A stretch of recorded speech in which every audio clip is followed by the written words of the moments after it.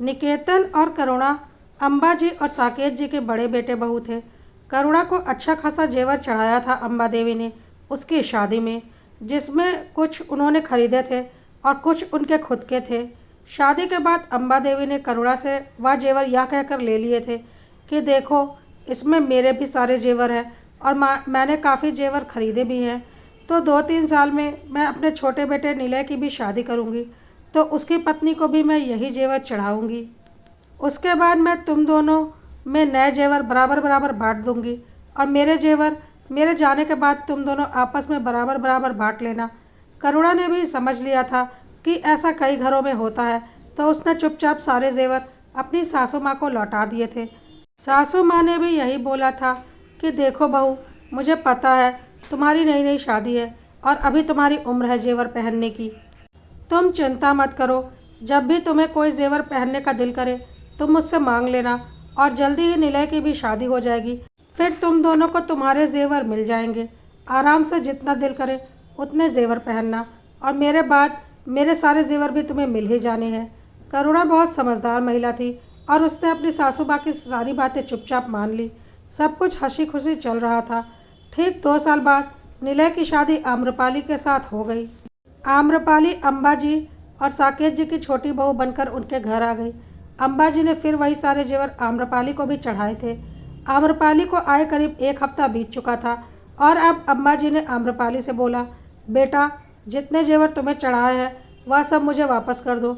उनमें से मैं अपने जेवर अलग करके बाकी नए जेवर तुम दोनों में बांट देती हूँ, क्योंकि उन पर तुम दोनों का बराबर का हक है।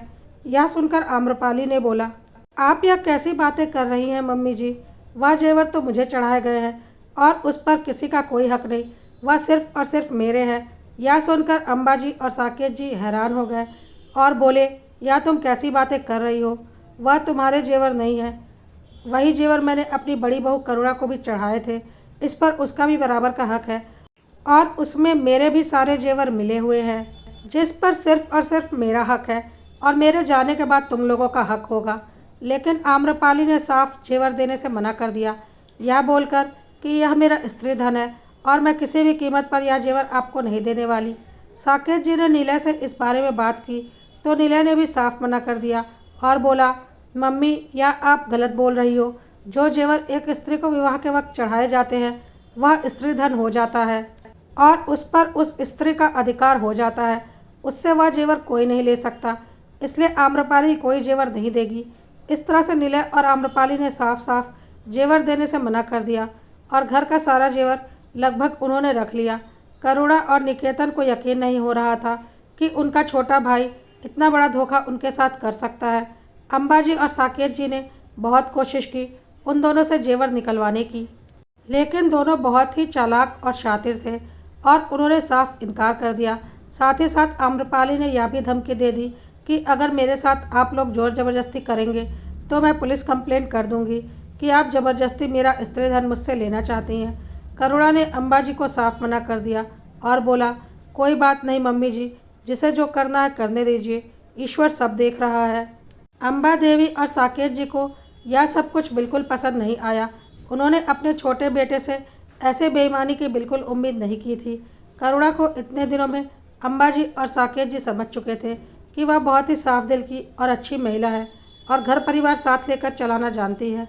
लेकिन आम्रपाली को भी कुछ ही हफ्तों में अच्छे से समझ गए थे कि वह बहुत ही शातिर, मक्कार और घटिया औरत है जो सिर्फ और सिर्फ अपना स्वार्थ देखती है।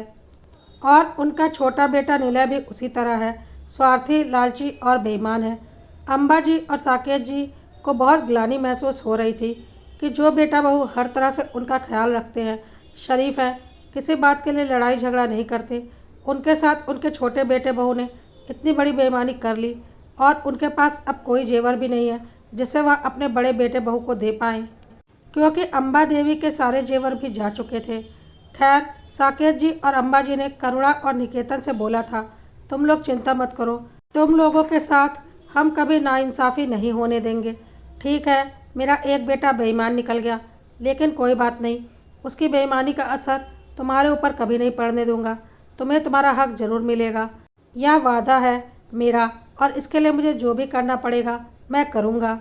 निकेतन ने बोला, पापा आप टेंशन मत लीजिए, आपके पास भी अब क्या है, कुछ पुश्तैनी ज़मीन जायदाद थी जो आपने दोनों भाइयों के नाम बराबर बराबर बांट दिए। मम्मी के सारे जेवर आम्रपाली ने हड़प लिए। आप लोगों ने अपनी जमा पूंजी से जो जेवर खरीदे थे वह भी आम्रपाली ने हड़प लिए। बस अब थोड़ी बहुत पेंशन आपकी आती है जो आपके लिए ज़रूरी भी है, और आप उसे अपनी और मम्मी की सुई दवाइयों पर खर्च करते हैं। आप परेशान मत होइए, हमें पता है आपके मन में कोई बेईमानी नहीं थी। कोई बात नहीं, हम यह मान लेंगे कि हमारे नसीब में वह जेवर नहीं थे, लेकिन अम्बा देवी और साकेत जी को इस बात का बहुत दुख था कि उनके बड़े बेटे बहू के साथ बहुत बड़ी नाइंसाफ़ी हो चुकी है, क्योंकि अम्बा देवी के खुद के जेवर और ख़रीदे हुए जेवर एक बहुत बड़ी कीमत रखते थे, क्योंकि सोने का भाव दिन ब दिन चढ़ता जा रहा था और अम्बा देवी अपनी सासू माँ की इकलौती बहू थीं। तो उनकी सासू माँ ने उन्हें बहुत ज़्यादा मात्रा में जेवर चढ़ाए थे, जो सारा जेवर उन्होंने आम्रपाली को चढ़ा दिया था और आज आम्रपाली के कब्ज़े में था। आम्रपाली और निलय बेईमानी करके बहुत खुश थे कि उन्हें बैठे बैठाए सासू माँ के सारे जेवर अकेले मिल गए, कोई बंटवारा नहीं करना पड़ा। और किसे बुरा लगता है जब बैठे बैठे लाखों का जेवर हाथ लग जाए, लेकिन साकेत जी और अम्बा जी ने काफ़ी कुछ सोच रखा था, क्योंकि उनके लिए दोनों बेटे बराबर मायने रखते थे। खास करके बड़े बेटे निकेतन और करुणा के लिए उनके दिल में ज़्यादा स्नेह था, क्योंकि वह दोनों उनका बहुत ख्याल रखते थे। निलय और आम्रपाली तो कभी गलती से भी उन्हें कुछ खाने पीने तक के लिए नहीं पूछते थे, ना ही कभी उनकी तबीयत पूछते थे। उन्हें समझ में आ चुका था कि उनका छोटा बेटा बहू एक नंबर के धूर्त, मक्कार और शातिर है। खैर, इसी तरह से करीब 2-3 साल का वक्त बीत चुका था। करुणा और निकेतन ने एक बार भी जेवर के लिए लड़ाई झगड़ा नहीं किया था और उसे अपना नसीब मान लिया था। साकेत जी अब बीमार रहने लगे थे और उन्हें लगा था कि अब वह ज़्यादा दिन नहीं बचने वाले। इसलिए एक दिन उन्होंने अपने एक मित्र जो कि वकील था उसको बुलाकर कुछ कागज़ बनवाए थे। इसके बारे में किसी को कुछ भी नहीं पता था। कुछ दिनों के बाद साकेत जी इस दुनिया से चले गए और अम्बा जी अकेली इस दुनिया में रह गईं। पिता के गुजरने के बाद अब निलय और आम्रपाली की हिम्मत और ज़्यादा बढ़ गई थी और वह घर में कुछ ज़्यादा ही लड़ाई झगड़ा करने लगे थे, क्योंकि अब उन्हें ऐसा लग रहा था कि इस घर से भी निकेतन और करुणा को निकाल दिया जाए और यह घर भी वह दोनों अकेले हड़प ले। लेकिन अम्बा जी बीच में आ जाती थी और बोलती थी, यह घर मेरा है और इसमें वही होगा जो मैं चाहूँगी। जिस पर वह दोनों अम्बा जी को भी बुरी तरह से जलील करने से पीछे नहीं हटते थे। तंग आकर एक दिन अम्बा जी ने बोल दिया, मैं तुम दोनों की शक्ल भी नहीं देखना चाहती। जब से तुम इस घर की बहू बनकर आई हो, मेरा घर तबाह और बर्बाद करके रख दिया है। जो कुछ भी था सब कुछ तुमने हड़प लिया। अब मेरे पास कुछ भी नहीं बचा है तुम्हें देने के लिए। अब मेरे पास सिर्फ यह घर है जो कि मेरे पति का है। चुपचाप मेरे इस घर से बाहर निकल जाओ। अब मैं तुम लोगों को एक पल भी इस घर में बर्दाश्त नहीं कर सकती। यह सब कुछ सुनकर निलय और आम्रपाली अम्बा देवी के ऊपर बुरी तरह से भड़क गए और उन्हें भला बुरा कहने लगे। और आम्रपाली ने बोला, ऐसे कैसे निकल जाए, इस घर पर हमारा बराबर का हक है। यह घर या तो मैं पूरा लूँगी या तो बराबर बराबर 2 हिस्सों में बटेगा। मैं कभी इस घर से नहीं निकलने वाली। इस पर अम्बा देवी ने कहा, यह घर मेरे पति का बनाया हुआ है और यह मेरा हुआ। मैं बोलती हूँ इस घर से बाहर निकल जाओ। निलय को बहुत अच्छे से पता था कि वह घर उसके पापा के नाम पर है और उसने बोला, लेकिन पापा तो अब इस दुनिया में है नहीं और यह घर उनके नाम पर है, तो आप हमें इस घर से नहीं निकाल सकती।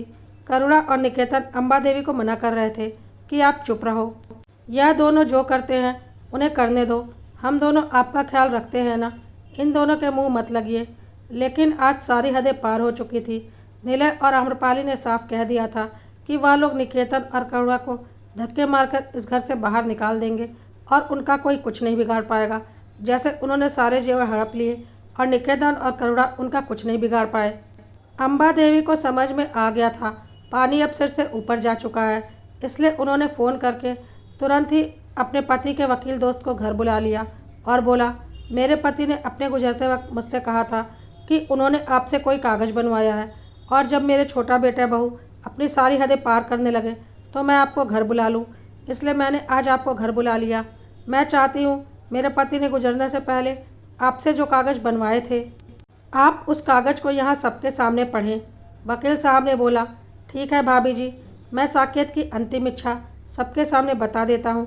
और उन्होंने कागज़ निकाल कर पढ़ना शुरू किया, जिसमें साकेत जी ने साफ साफ लिखवाया था, मैं अपना यह घर अपने बड़े बेटे बहू निकेतन और करुणा के नाम करना चाहता हूँ। मेरे बाद यह घर मेरी पत्नी की संपत्ति रहेगी और मेरी पत्नी की पूरी जिम्मेदारी मेरे बड़े बेटे बहू निकेतन और करुणा को उठानी पड़ेगी और उनकी पूरी सेवा करनी पड़ेगी। मेरी पत्नी की मृत्यु के बाद यह घर मेरे बड़े बेटे बहू के नाम पर हो जाएगा। मैं अपनी मर्जी से अपना यह पूरा घर अपने बड़े बेटे निकेतन और बहू करुणा के नाम कर रहा हूँ। मैं उन्हें यह उपहार दे रहा हूँ। इस घर में मेरे छोटे बेटे बहू का कोई हक नहीं है। मैं उन दोनों को अपने इस घर से बेदखल करता हूँ। यह सब कुछ सुनकर निलय और आम्रपाली बुरी तरह से भड़क गए और बोले, ऐसे कैसे? घर पर दोनों बेटों का बराबर का हक होना चाहिए। ऐसे कैसे पापा घर एक बेटे के नाम पर कर सकते हैं? तो अम्बा देवी ने बोला, बिल्कुल वैसे ही जैसे सारा जेवर एक बेटा हड़प सकता है। बेटा, बेईमानी की शुरुआत तुमने की थी और अंत हमने कर दिया। तुम्हें क्या लगा तुम अपने भाई का हक का सोना मार लोगे तो हमें बुरा नहीं लगेगा? क्या मेरे बड़े बेटे बहू का कोई हक नहीं है? तुमने बेईमानी से सारे जेवर अपने पास रख लिए तो हमने यह पूरा घर निकेतन और करुणा के नाम कर दिया और अब यह फैसला कभी नहीं बदलेगा, क्योंकि यह तुम्हारे पिताजी का फैसला है जो उन्होंने जाने से पहले किया था। इस पर नीला ने बोला, मैं इस निकेतन और करुणा को धक्के मारकर इस घर से बाहर निकाल दूंगा। देखता हूँ मुझे कौन रोक लेगा। तो वकील साहब ने बोला, ज़्यादा होशियारी मत दिखाओ। एक कंप्लेंट डालूंगा ना तो पुलिस घसीटते हुए थाने लेकर जाएगी और जब अंदर 2-4 डंडे पड़ेंगे ना तो सारी अकड़ हाथ में आ जाएगी। यह घर तुम्हारे पिताजी का था और उन्होंने अपनी मर्जी से अपने बड़े बेटे को गिफ्ट कर दिया। इस पर अब तुम्हारा कोई हक नहीं है, इसलिए चुपचाप इस घर से बाहर निकलो। अब निलय और आम्रपाली को समझ में आ चुका था कि उनकी बेईमानी का फल उन्हें मिल चुका है और घर की कीमत उनके गहनों की कीमत से कहीं ज़्यादा थी। इसलिए अब वह गहनों का बंटवारा करना चाहते थे और घर में अपना हिस्सा लेना चाहते थे, क्योंकि एक घर बनाना इतना आसान नहीं होता।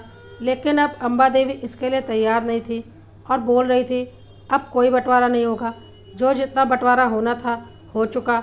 चुपचाप अपना सामान निकालो मेरे घर से। तुम लोगों ने इतनी बेईमानी तो कर ही ली है, तो अब उस बेईमानी के गहनों को बेचकर अपना एक घर तो खरीद ही सकते हो, क्योंकि अब सही मायने में बंटवारा हुआ है, बराबरी का बंटवारा। और मुझे इस बारे में अब कोई बात नहीं करनी। वकील साहब ने भी बोल दिया, अम्बा भाभी जैसा बोल रही हैं वैसा ही करो, वरना मजबूरन मुझे पुलिस बुलानी पड़ेगी, क्योंकि साकेत जी ने जाने से पहले मुझे बोल दिया था कि निकेतन और करुणा बहुत ही सीधे साधे हैं। उनके लिए तुम्हें उनका साथ देना पड़ेगा और मैं उनका साथ देने को तैयार हूँ, और मुझसे उलझने की गलती तुम करना भी मत। आम्रपाली को भी समझ में आ चुका था कि अब उनकी धौंस नहीं चलने वाली, इसलिए उन्होंने चुपचाप अपना सामान बांधा और घर से निकल गए, क्योंकि अगर अब कोई बदतमीज़ी या आकड़ दिखाई तो शायद वह दोनों जेल के अंदर मिलते, क्योंकि अम्बा देवी अब किसी की कुछ भी नहीं सुनने वाली थी।